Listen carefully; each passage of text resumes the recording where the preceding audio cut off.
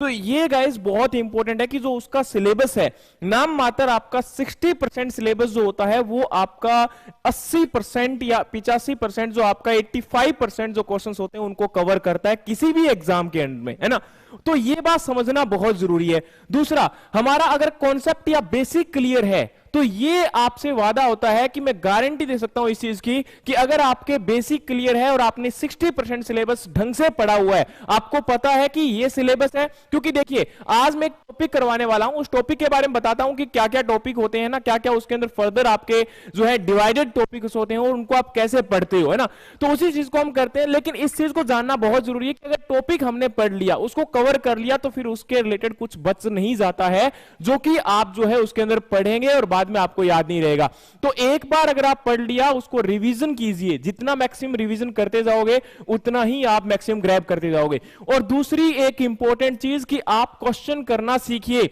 जब तक क्वेश्चन करना नहीं सीखोगे, पूरी दुनिया में, मैं पहले ही बोलता हूं, देखिए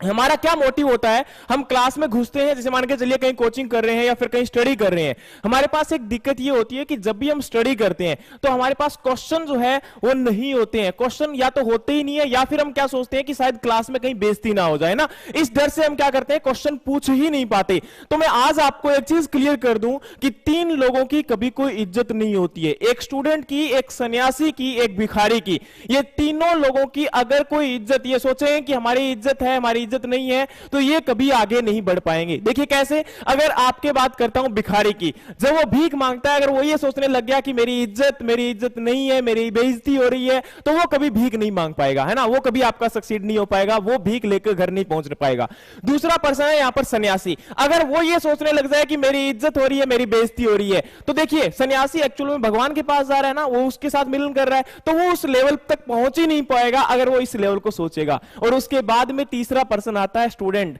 अगर उसने शर्म की, उसने सोचा कि मेरी बेइज्जती हो जाएगी एक क्वेश्चन पूछने से, डेफिनेटली बोलता हूं वो आपका कभी सक्सीड नहीं हो पाएगा, वो उस प्लेटफॉर्म तक नहीं पहुंच पाएगा जिस पर वो पहुंचना चाहता है। आज सबसे महत्व वही लोग हैं, वही इंपॉर्टेंट है, वही आगे जा रहे हैं जो कुछ बोलते हैं।